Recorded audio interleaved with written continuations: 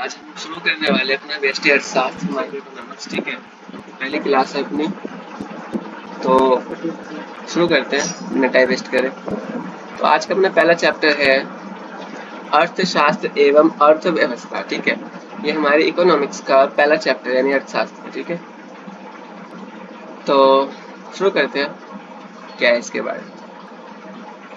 अर्थशास्त्र क्या है, यानी कि ये पहले हमारे सब्जेक्ट यानी बुक के ऊपर है कि अर्थशास्त्र क्या है। ठीक है, तो वैसे मैं लिखना भूल गया हूँ, लेकिन फिर मैं बता देता हूँ अर्थशास्त्र का मतलब। ठीक है, इस वर्ड के बारे में थोड़ा सा। तो अर्थ का मतलब होता है पैसा, रुपया या फिर धन, और शास्त्र का मतलब होता है विज्ञान। ठीक है, यानी अगर हम अर्थशास्त्र को कहें तो यह है धन का विज्ञान। ठीक है, सिंपल सरल शब्दों में कहें तो क्या है, धन का विज्ञान, जिसमें हम पैसों से संबंधित चीजों के बारे में अध्ययन करते हैं कि पैसों को मैनेजमेंट कैसे करें, बचाए या उनको कमाए या कैसे, जो भी यानी पैसे रिलेटेड सभी चीजों को हम किसमें पढ़ेंगे, अर्थशास्त्र में। तो अपने पास इसकी परिभाषा भी है, मतलब हम एग्जाम में इसको कैसे लिखेंगे, तो अब इस पे हम थोड़ा करते हैं। ठीक है, तो मैं बताता हूँ आपको, आप ध्यान से इसको नोट कर लो।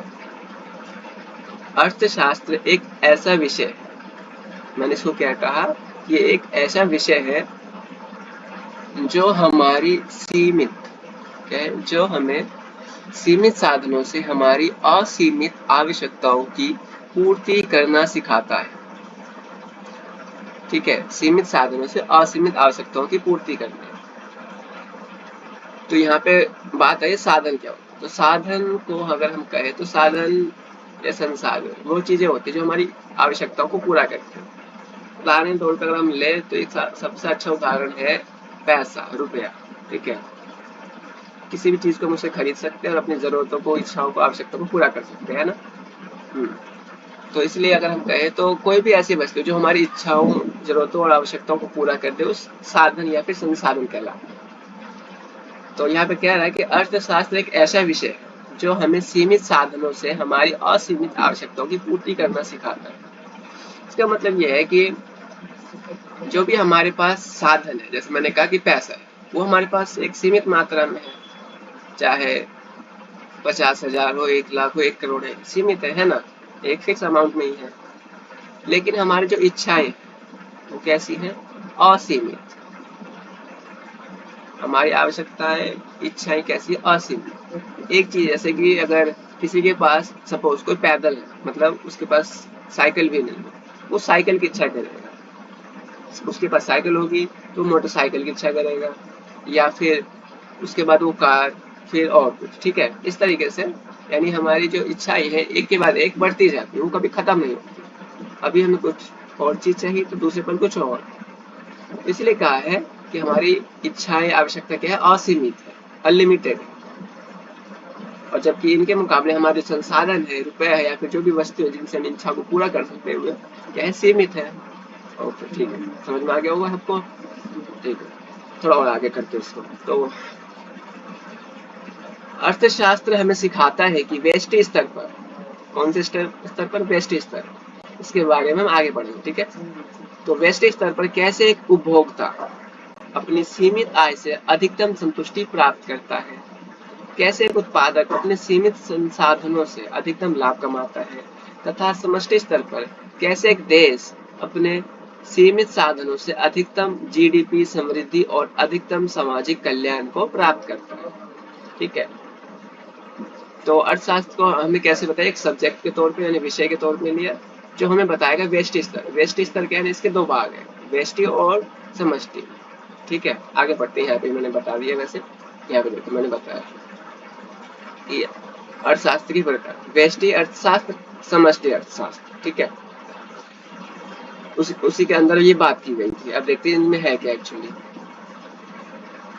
हमें पहले है व्यष्टि अर्थशास्त्र क्या होगा। ठीक है, पहला अपना टॉपिक है हमारे पास अब व्यष्टि अर्थशास्त्र क्या है। तो व्यष्टि अर्थशास्त्र, व्यष्टि का अर्थ होता है छोटा। ठीक है, मैंने क्या कहा, छोटा। व्यष्टि के अंदर अगर आप ध्यान से देखो तो साउंड करता है व्यक्ति के जैसा, है ना, व्यक्तिगत। हाँ, तो बिल्कुल सही बात। यानी कि इसके अंदर हम व्यक्तिगत समस्याओं का अध्ययन करते हैं, जैसे कि एक उपभोक्ता एक उत्पादक या एक फर्म यानी एक परिवार यानी व्यक्तिगत यानी वो छोटे स्तर पर। ऐसा नहीं है कि सभी लोगों की बात की जाएगी, नहीं, यहाँ पे एक एक के बारे में बात की जाएगी। इसलिए कहा कि व्यष्टि यानी कि छोटा, छोटे स्तर पर, व्यक्तिगत स्तर पर जो भी समस्याएं हो, जो भी आर्थिक समस्या हो, उनको हम कहाँ पढ़ेंगे? व्यष्टि अर्थशास्त्र में। तो व्यष्टि अर्थशास्त्र से अभिप्राय अर्थशास्त्र की उस शाखा से जो छोटी आर्थिक समस्याओं का अध्ययन करती है, जैसे कि उपभोक्ता, एक उत्पादक, एक परिवार, एक फर्म आदि। ठीक है, समझ में आ गया आपको? हाँ, ठीक है। अब व्यष्टि अर्थशास्त्र के मुख्य घटक यानी कि इनमें हम व्यष्टि अर्थशास्त्र में क्या पढ़ेंगे या व्यष्टि अर्थशास्त्र किन चीजों से मिलकर बना है। तो पहले अपने पास उपभोक्ता व्यवहार का सिद्धांत। तो अब शब्द है उपभोक्ता हमारे पास, ठीक है, ये उपभोक्ता शब्द है। तो इसका मतलब क्या है? तो उपभोक्ता का अर्थ होता है वह व्यक्ति, ठीक है, जो वस्तुओं और सेवाओं का इस्तेमाल करता है, प्रयोग करता है, उपभोग करता है। ठीक है, क्या करता है? जो वस्तु और सेवाओं का इस्तेमाल करे या उपभोग करे या प्रयोग करे। क्यों करता है? ताकि अपनी इच्छाओं, आवश्यकताओं को पूरा कर सके। ठीक है, तो जो व्यक्ति अपनी इच्छाओं की पूर्ति के लिए वस्तु और सेवाओं का उपभोग करता है वो कौन बनेगा? उपभोक्ता। ठीक है, तो उससे संबंधित जो भी बातें हैं, सिद्धांत है, उसके बारे में से पढ़ते हैं। तो वो क्या है? ये सिद्धांत बताता है कि कैसे एक उपभोक्ता अपनी सीमित आय से अधिकतम संतुष्टि प्राप्त करना चाहता है। तो उपभोक्ता का लक्ष्य क्या होता है? अधिकतम संतुष्टि प्राप्त। ठीक है, ओके। दूसरा पॉइंट है उत्पादक। उत्पादक व्यवहार का सिद्धांत। इसमें भी एक वर्ड है उत्पादक। उत्पादक वह व्यक्ति होता है जो वस्तुओं और सेवाओं का उत्पादन करता है। क्यों करता है? ताकि वह अधिकतम लाभ कमा सके। ठीक है, तो उत्पादक कौन व्यक्ति होता है? जो वस्तुओं और सेवाओं का उत्पादन करेगा, इसलिए लाभ कमाने के लिए। और इससे संबंधित जो भी सिद्धांत है वो हम कहाँ पढ़ेंगे?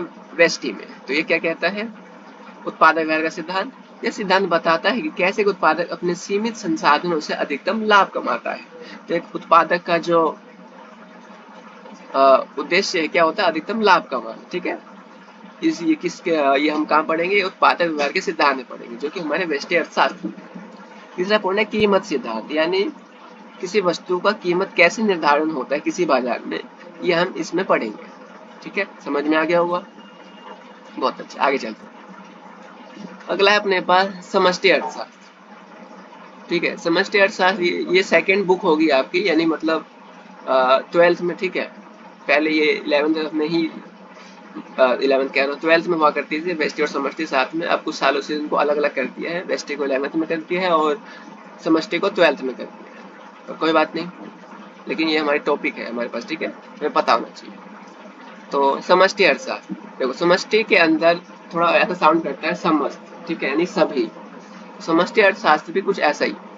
समष्टि अर्थशास्त्र, समष्टि का अर्थ होता है बड़ा। ठीक है, और अर्थशास्त्र में बड़े से अभिप्राय संपूर्ण अर्थव्यवस्था से। ठीक है,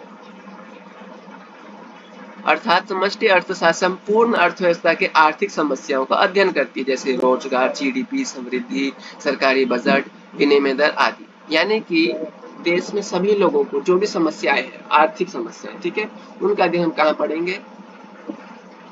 समष्टि अर्थशास्त्र में। ठीक है, ओके। इसके मुख्य घटक क्या है? इसमें हम क्या पढ़ने वाले हैं? ये किन चीजों से बना हुआ है? तो यह है संतुलित उत्पाद तथा रोजगार संबंधित सिद्धांत, अर्थव्यवस्था में स्फीतिक और अवस्फीतिक अंतराल संबंधित सिद्धांत, राजकोषीय तथा मौद्रिक नीतियां, मुद्रापूर्ति और साख निर्माण, सरकारी बजट, विनिमय दर तथा भुगतान शेष। ठीक है, ये जो भी है इन चीजों को हम 12th में पढ़ेंगे, हमारे सब्जेक्ट में हमारे टॉपिक होंगे। ठीक है, समष्टि अर्थशास्त्र की बहुत सारे टॉपिक और भी है, छूट गए मेरे से, मैं लिख नहीं पाया अभी, बहुत सारे। ठीक है, तो इन चीजों को हम 12th में पढ़ेंगे, 12वीं में पढ़ेंगे। ठीक है, तो बस हमें हल्का हल्के पता होना चाहिए एक्चुअली इसमें क्या है। तो आगे बढ़ते हैं। अब मेन है हमारे पास व्यष्टि और समष्टि अर्थशास्त्र में अंतर। ठीक है, क्योंकि हमारे एग्जाम के पॉइंट ऑफ व्यू से बहुत ही इंपॉर्टेंट टॉपिक है और अच्छा रहेगा कि आप सब इनको अच्छे से याद ही कर लें, क्योंकि ये अक्सर पूछे जाते हैं और इनका जो नंबर वेटेज वो भी ज़्यादा ही होता है, कम से कम 3 से 4 नंबरों में आसानी से पूछे जाते हैं। तो हम करते हैं। तो व्यष्टि अर्थशास्त्र में क्या है? तो ये छोटी आर्थिक समस्या को अध्ययन करती है, जैसे मैं बता चुका हूँ आप लोगों को। और समष्टि अर्थशास्त्र कैसा है? तो ये संपूर्ण अर्थव्यवस्था के आर्थिक समस्याओं का अध्ययन करती है। ठीक है, ये इसका लेवल छोटा होता है यानी और समष्टि का लेवल बड़ा होता है, पूरे देश के बराबर होता है। ठीक है, दूसरा पॉइंट है यह मूल रूप से बाजार में कीमत निर्धारण से संबंधित है। कौन? व्यष्टि अर्थशास्त्र। मैंने उसमें हमने पढ़ा था ना, ये कीमत का निर्धारण, किसी वस्तु का कीमत का निर्धारण कैसे होता है, हम कहाँ पढ़ेंगे? व्यष्टि में, इसलिए इसको कहा है ये कीमत निर्धारण से संबंधित है। ठीक है, और समष्टि अर्थशास्त्र ये मूल रूप से राष्ट्रीय आय तथा रोजगार से संबंधित है। अब देखो, व्हाट आर राष्ट्रीय आय? तो राष्ट्र तो पूरे देश को ही कहते हैं ना। हाँ, तो देश की आय तथा रोजगार, रोजगार किसकी? पूरे देश में जो रोजगार का स्तर है उससे संबंधित जो भी बातें कहाँ पढ़े, सिद्धांत वगैरह पढ़े जाएंगे, समष्टि अर्थशास्त्र। ठीक है, व्यष्टि के अंदर और है क्या चीजें हैं, इसे कीमत सिद्धांत के नाम से भी जाना जाता है, क्योंकि ये व्यष्टि के अंदर हमने कहा था कि ये वस्तुओं की कीमत निर्धारण संबंधित है, इसलिए इसको कीमत सिद्धांत के नाम से जाना जाता है। और समष्टि इसे आय एवं रोजगार के सिद्धांत के नाम से भी जाना जाता है। ठीक है, अब व्यष्टि अर्थशास्त्र की मान्यताएं क्या है? व्यष्टि अर्थशास्त्र की मान्यता है कि यानी जब हम व्यष्टि अर्थशास्त्र को पढ़ते हैं, ठीक है, इसकी जो भी सिद्धांत नीतियां हैं, जो भी जब हम पढ़ते हैं, इसका अध्ययन करते हैं व्यष्टि अर्थशास्त्र का, तो हम ऐसा मानते हैं कि समष्टि चर क्या है? स्थिर है, यानी समष्टि नाम की कोई चीज ही नहीं उस समय पर। ठीक है, अब वैसे भी अभी हम व्यष्टि पढ़ रहे हैं 11th में, तो हमें पता ही नहीं कि समष्टि नाम की कोई चीज भी होती है ना। हाँ, और इसी प्रकार जब हम समष्टि पढ़ेंगे तो व्यष्टि को मानेंगे स्थिर, कि व्यष्टि नहीं होती। और फिर मैंने लास्ट में पांचों गुण इनके मुख्य घटक के तौर पर रख दिया कि इसके घटक ये उपभोक्ता व्यवहार का सिद्धांत, उत्पादक व्यवहार का सिद्धांत और कीमत सिद्धांत है। और इसके मुख्य घटक संतुलित उत्पाद तथा रोजगार संबंधित, यानी जो भी मैंने यहाँ लिखा हुआ है आप नोट कर लेना। ठीक है, और याद भी कर लेना अच्छे से। अगर वीडियो मैं जल्दी जल्दी कह रहा हूँ तो कोई बात नहीं, आप इसको रिपीट करें, वीडियो दोबारा से रिप्ले एंड पॉज करके देख लें और इनको नोट कर लेना अच्छे से, ये इम्पोर्टेंट है आपके लिए। आगे है अपने पास टॉपिक वास्तविक तथा आदर्शात्मक अर्थशास्त्र। ठीक है, मैंने इसको ऐसे अंतर के तौर पे ले लिया ताकि ऐसे एक जल्दी से याद हो जाए, आपको समझ में भी आ जाए। ठीक है, नॉर्मली इनमें अंतर ही पूछा जाता है, तो इसलिए मैंने इसको ऐसे ही अंतर के तौर पे ले लिया कि वास्तविक तथा आदर्शात्मक अर्थशास्त्र में क्या अंतर है। ठीक है, तो इसका है पहला, यह भूत वर्तमान तथा भविष्य के आर्थिक मुद्दों से संबंधित है, यानी वास्तविक चीजों से संबंधित है। ठीक है, भूत में यानी बीते हुए समय में, वर्तमान समय जो भी है, और भविष्य आने वाले समय में कि जो भी आर्थिक समस्या है ये उनसे संबंधित है। जबकि आदर्शात्मक अर्थशास्त्र में क्या है, ये आर्थिक मुद्दों पर, जो भी आर्थिक समस्या है उन पर अर्थशास्त्र के विचारों से संबंधित है। कैसे होते हैं? ये अर्थशास्त्र के विचार होते हैं। फिर दूसरा पॉइंट है इसका, इसके कथन, किसके? वास्तविक अर्थशास्त्र के कथन क्या है? क्या था, क्या है तथा क्या होगा, यानी कि जब भी वास्तविक अर्थशास्त्र की कोई बात होगी, कोई वाक्य होगा जिसे हम पहचान सके, तो उसमें जो लाइन लिखी होंगी कुछ ऐसे वर्ड्स लिखे होंगे, क्या था, क्या है तथा क्या होगा। ठीक है, जबकि आदर्शात्मक अर्थशास्त्र के जो कथन है क्या होना चाहिए इससे संबंधित है, मतलब इसके जो भी वाक्य होंगे, इसके जो समस्या होंगी या जो भी जिससे हमें पहचान सके कि आदर्शात्मक अर्थशास्त्र के कथन है, तो उसमें लिखा हुआ शब्द या वाक्य क्या होना चाहिए। ठीक है, ये कथन सत्य अथवा असत्य हो सकते हैं। कौन से? वास्तविक, क्योंकि ये वास्तविक है इसलिए हमें पता हो सकता है कि ये जो भी चीज कही जा रही है सत्य है या असत्य है। ठीक है, झूठ है या सही है। ठीक है, हमें पता चल सकता है क्योंकि वास्तविक है। और आदर्शात्मक अर्थशास्त्र ये कथन विचार दर्शाते हैं, क्योंकि अर्थशास्त्रियों के विचारों से संबंधित है तो विचार दर्शाएंगे, है ना। वास्तविक अर्थशास्त्र, इसके सत्यता को जांचा जा सकता है। अब जो चीज वास्तविक में है तो वो कितना सही है कितना गलत है ये हम जांच कर सकते हैं। और आदर्शात्मक अर्थशास्त्र, इसके सत्यता को जांचा नहीं जा सकता क्योंकि ये लोगों के विचार होते हैं, तो उसको हम नहीं जांच सकते। ठीक है, कि वो सत्य है असत्य नहीं जा सकते क्योंकि लोगों के विचार है, कोई वास्तविक जीवन से कोई लेना देना नहीं है। ठीक है, इसके कथन मूल्यांकन निहित नहीं होती, मतलब मूल्यांकन निहित का मतलब है कि कोई बात छिपी हुई। ठीक है, कोई जैसे कि मूल्यांकन निहित मतलब कोई फायदे की बात, ठीक है, उससे कोई निर्धारित या कुछ संबंधित बात छिपी होना। ठीक है, और इसके कथन मूल्यांकन निहित नहीं होते। उल्टा बोल दिया मैंने कि वास्तविक अर्थशास्त्र इसके कथन मूल्यांकन निहित नहीं होते, मतलब इसमें कोई भी बात छिपी हुई नहीं रहती कि वास्तविक है, जो भी होना ये सीधा सामने होगा हमारे पास, मतलब इसके अंदर जो भी बातें हैं वो बिल्कुल प्रत्यक्ष दर्शित होंगी, हमें साफ साफ पता चल रही होंगी, ठीक है। लेकिन आदर्शात्मक अर्थशास्त्र की इसके अंदर मूल्यांकन निहित बातें छुपी होती हैं, कुछ कारण, कुछ रीजन या फिर कुछ महत्व की बातें छुपी हुई रहती हैं, ठीक है, क्योंकि ये विचार दर्शाते हैं कि ऐसा होना चाहिए, ठीक है। जैसे कि लोगों को झूठ नहीं बोलना चाहिए, तो अगर बोलेंगे तो इससे पाप लगेगा, है ना, तो ऐसी बात है। चलो आगे देखते हैं क्या है। तो मुझे लगता है आपको समझ में आ गया होगा ये वाला टॉपिक। खैर ये भी इम्पोर्टेंट है, लेकिन इसका वेटेज थोड़ा कम है, ये 2 से 3 नंबर में पूछा जाता है, तो आप देख लेना अपने हिसाब से, लेकिन ये भी याद होना चाहिए आपको, इम्पोर्टेंट है।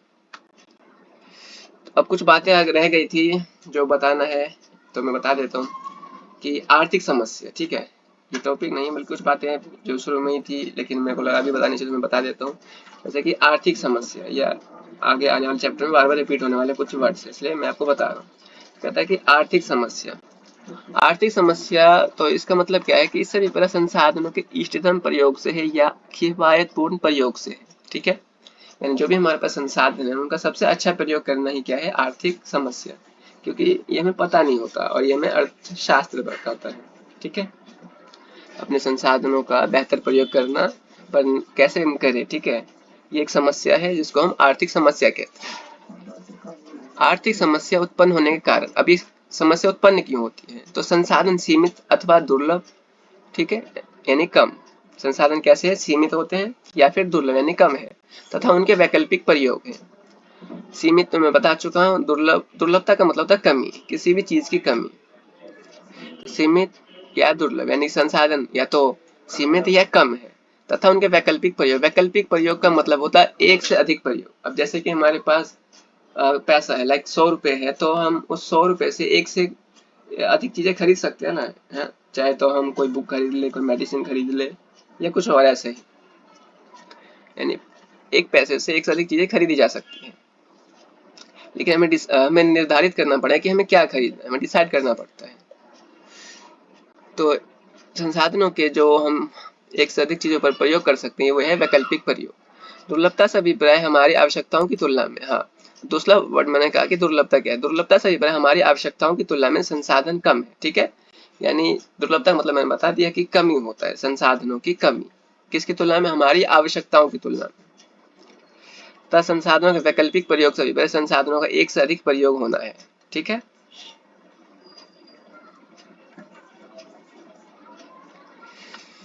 अगला है टॉपिक, अर्थव्यवस्था क्या है। अर्थव्यवस्था क्या है, अर्थव्यवस्था का अगर सिंपल सा अगर हम कहें तो इसका मतलब क्या होता है, देश। अगर कोई कहे भारतीय अर्थव्यवस्था, मतलब वो भारत देश के बारे में बात कर रहा है, ठीक है। तो अर्थव्यवस्था एक ऐसी व्यवस्था होती है जिसमें उसके लोग अपनी आजीविका के साधन अर्जित करते हैं, ठीक है।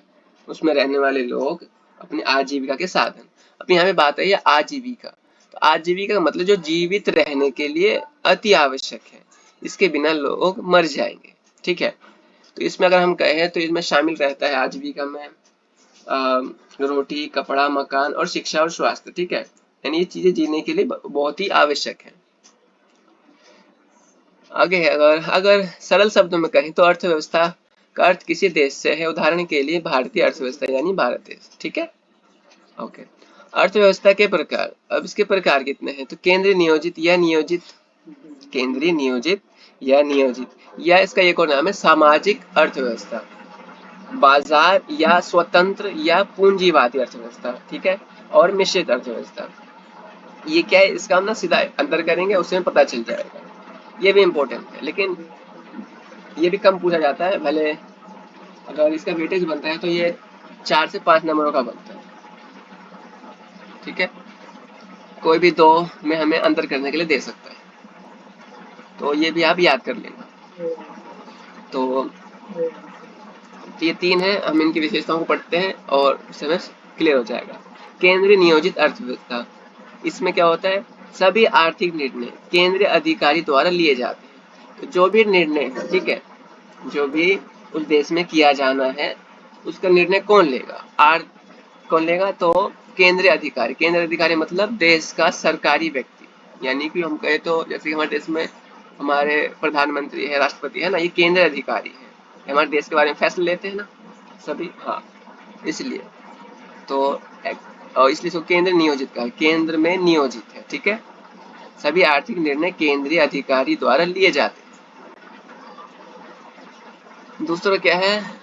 सभी आर्थिक निर्णय सामाजिक कल्याण को ध्यान में रखकर लिए जाते हैं। तो इसका उद्देश्य क्या होता है? ये जो केंद्र नियोजित अधिकारी है, इसका उद्देश्य क्या होता है? सामाजिक कल्याण को अधिक करना। ठीक है, सामाजिक कल्याण को अधिक करना। उपभोक्ता की प्रभुता बाधित होती है। उपभोक्ता कौन होते हैं? जो वस्तुओं और सेवाओं का उत्पादन करते हैं, और वो वस्तुओं और सेवा का उत्पादन कब करेंगे? जब उनके पास पैसा होगा। ठीक है, तो यहाँ पे अगर कहने का चाहता है कि अगर कोई अमीर व्यक्ति है और कोई गरीब व्यक्ति है, तो उसे अमीर और गरीब दोनों को एक ही प्रकार की वस्तुओं का इस्तेमाल करना पड़ता है इस अर्थव्यवस्था में। ठीक है, क्योंकि यहाँ सरकार सभी को एक समान वस्तुएं उपलब्ध करवाते हैं। ऐसा नहीं है कि जो अमीर है उसके लिए महंगी चीज है या जो गरीब है उसके लिए सस्ती चीज है, ऐसा नहीं।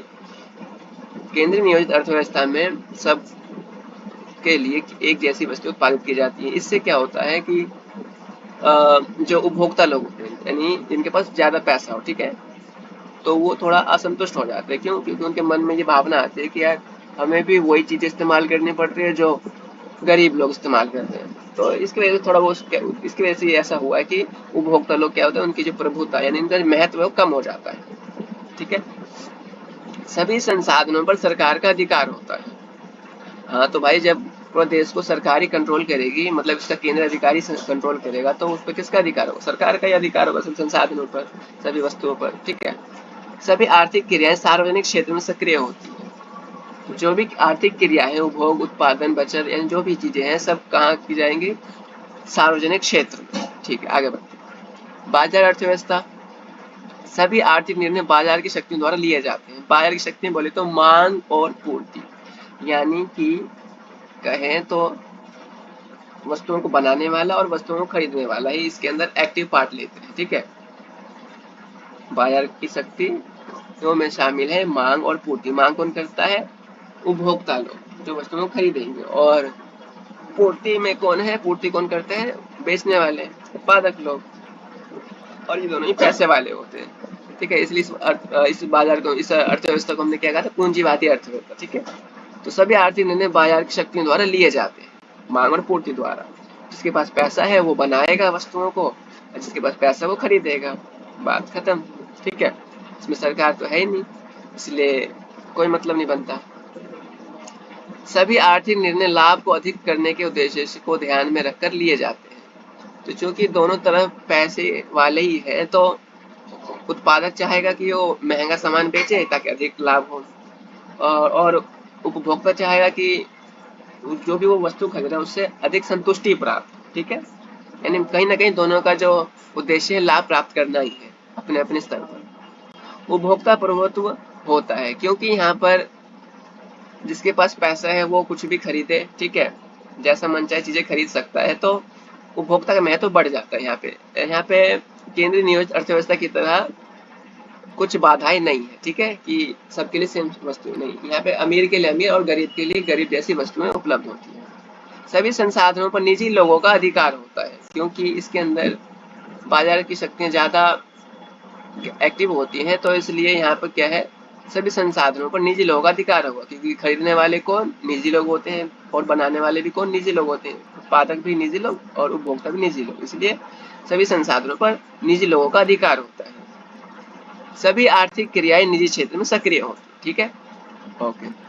मिश्रित अर्थव्यवस्था। सभी आर्थिक, अब इसमें क्या है कि दोनों ही, ये जो दोनों अर्थव्यवस्था है अपने पास, केंद्रीय नियोजित और बाजार अर्थव्यवस्था, तो इन दोनों के गुण कहाँ होंगे? मिश्रित अर्थव्यवस्था में। ठीक है, जैसे सभी आर्थिक निर्णय केंद्रीय अधिकारी तथा बाजार की शक्तियों द्वारा लिए जाते हैं। ठीक है, सभी निर्णय अधिकतम लाभ के साथ साथ सामाजिक कल्याण को ध्यान में रखकर लिए जाते हैं। उपभोक्ता प्रभुत्व होता है, लेकिन बाजार अर्थव्यवस्था थोड़ा कम। ठीक है, बाजार अर्थव्यवस्था से थोड़ा कम उपभोक्ता प्रभुत्व होता है इसके अंदर। सभी संसाधनों पर निजी लोगों के साथ साथ सरकार का अधिकार भी होता है। सभी आर्थिक क्रियाएं निजी और सार्वजनिक क्षेत्र में सक्रिय होती हैं।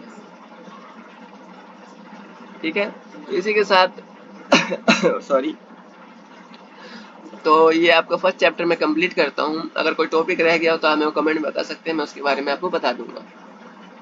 ठीक है, अब अगली क्लास में मिलेंगे, तब तक के लिए गुड बाय।